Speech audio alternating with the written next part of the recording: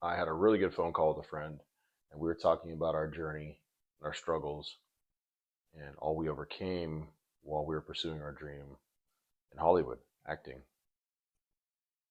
and a lot of good lessons, a lot of good learning lessons I had there because there was no linear path to get to where I wanted to go. There was no A plus B equals C. There was not that you had to make your own way. This is back in the early to mid 2000s. There was no social media like today. There was no digital. There was no Zoom auditions. There was no, taping an audition. That didn't exist yet. So you literally had to pound the pavement and hit audition after audition after audition, pass out hard copy resumes, hard copy headshots, 8x10s. You know, there was a point where my car, I was driving a 1998 Mercury Mystique, and it was, I mean, the car looked like hell.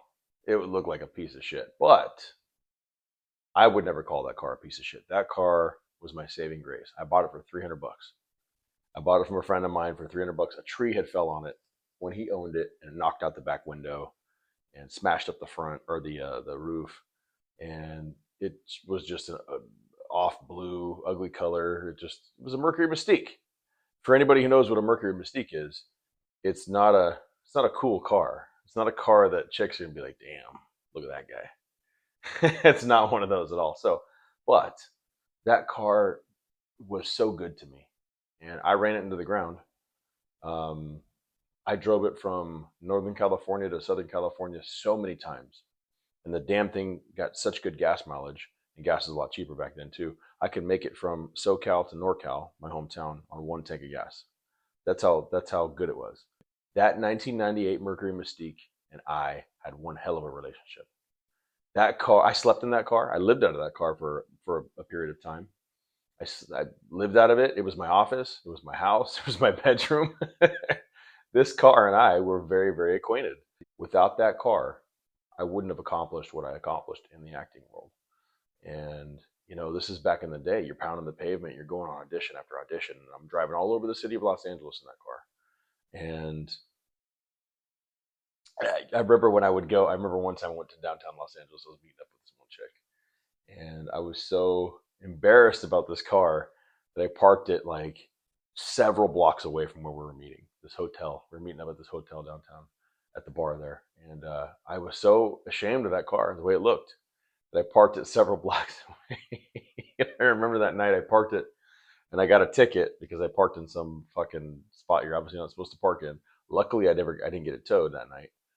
But yeah, it was a fun ride, and I ran it until it died. And it was tight. I was waiting tables, and I was going to auditions.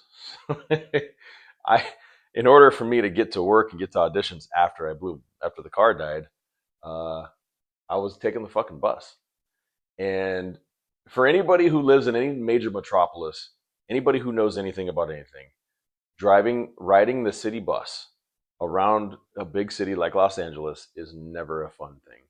Every time you get on that bus, you're in for something. Whether it be some crazy person getting on, the bus driver's crazy. He almost gets in a wreck almost every time. Somebody smells like shit. Somebody's not paying their fare. It's always something. I mean, the fucking one of the buses got pulled over one time because the cops were looking for somebody on the bus. So, late to work or not missing a day of work. And at that time in my life, missing a whole day of work could make or break me. That could mean I can't pay my rent. That could mean I'm not eating. That could mean a lot. And that experience that I had was invaluable. It taught me so much. It was such a good experience as a young man navigating this vapid terrain in Los Angeles, not knowing a goddamn thing, not knowing a clue. I had no clue what I was doing, what I was going to do. All I knew was I wanted to be an actor. All I knew was I wanted to be in front of the camera. And I was doing everything in my power, at least I felt I was doing everything in my power at that time to do that. And the stories, I mean, eventually I started doing pretty well for myself in a lot of avenues down there. Bartending down in West Hollywood was one thing, and then stripping was another thing, where we made a lot of money in a short period of time. And that was key for me because I needed to keep my schedules open to go on auditions. If you can keep your schedule open, you could go to any audition, drop of a dime. You might get a call last minute from your agent being like, "Hey, you got to be in Northridge at 2 o'clock. Hey, I need you back out in Hollywood. You got to be there by 2:30." Hollywood, LA is a big city. It takes at least 30 minutes to get anywhere in that city. Anybody in LA knows that city is so fucking stretched out. It's so big. I lived everywhere down in LA. I lived everywhere. I lived in Simi Valley. I lived in Thousand Oaks. I lived in Moorpark. I lived in Tarzana. I lived in Northridge. I lived in North Hills. Beverly Hills. I lived everywhere down there. And every time I go back to LA now, it's like, I don't need a map. I remember I moved down there when it was MapQuest. We had to print out dating myself here, but those who know, we had to print out this fucking paper that had the directions on there.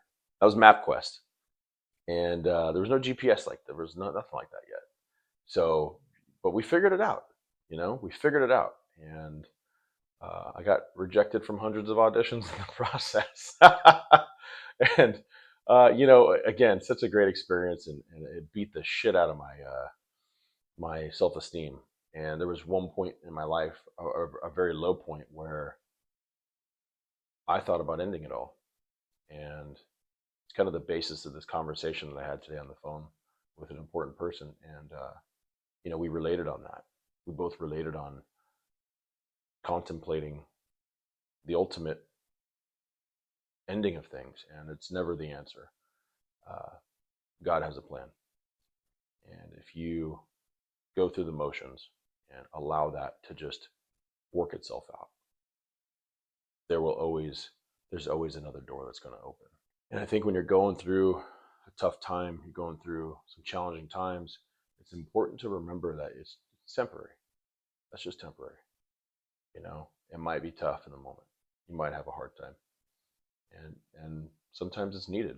Pain is the flavor of life. And I sought it out. Whether I knew it or not, when I moved down to LA and subjected myself to that world, I sought out a lot of pain. And I got it. I got my share. And that's life, though. That's how life goes. And how you navigate that, how you deal with those experiences that come your way. How do you navigate those? How do you deal with them? Do you take it and smile, or do you cry and fall? I've done both. Some of the lowest points in my life was down in Los Angeles when I was living out of my car. And living out of your car can be a very challenging time for anybody, of course. I had a plan, so it wasn't too bad for me, but sometimes when the world would stop, when I'd get home, I go back to my home, my car at the end of the night, and I'd park it at the 24-hour fitness, the gym. That was my way I did this thing. It was an interesting time. But when I'd get back into the car and I'd sit there and I'd just be thinking. Sometimes when it was quiet enough to where my mind and my thoughts were loud enough that I can hear them, it was tough, but I got through it, and I'm a better person because of it, because I went through so much pain, and I'm still going to go through pain. We're all going to go through pain. That's the flavor of life. So, I had it down to a science. To where I just started it was just whatever. I got to the point where I was rolling with the punches so well. I was living in my car. My office, my bedroom, my house was my car. I had the trunk set up. It was organized. I had my clothes. I had my things I needed. I had a storage unit where I put other stuff. I put more clothes and other things that I had in my storage unit. And I go to the local laundromat, the Coin Laundry, where nobody spoke English. And everybody looked at me like I was fucking crazy because I'm this big white boy coming into this area that probably shouldn't have been in, but nobody bugged me. And, I figured it out. Having the gym, the 24-hour fitness was great. I had my shower, my bathroom, my weights. I had to go to the gym. I started out and I'd wake up in the car. First things first, go to the gym, shit, shine, shave, get ready for my day, go to my auditions, run around, do whatever. And then I'm going to work at the end of the night, right? Waiting tables, bartending. So it's a hell of a life. And for those who have lived in Los Angeles and really, really were in that rat race like I was, you know what I'm talking about. And it ain't for the faint of heart. that is not the life for most people. Most people would not be able to do that and have no. There was nothing. I had no income coming in from this.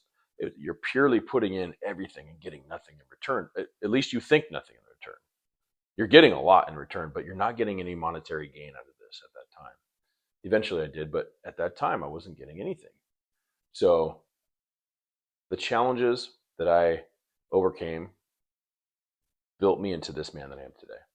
And I'm telling you right now, had I not have gone through that, had I not have subjected myself to that, I would not be who I am today.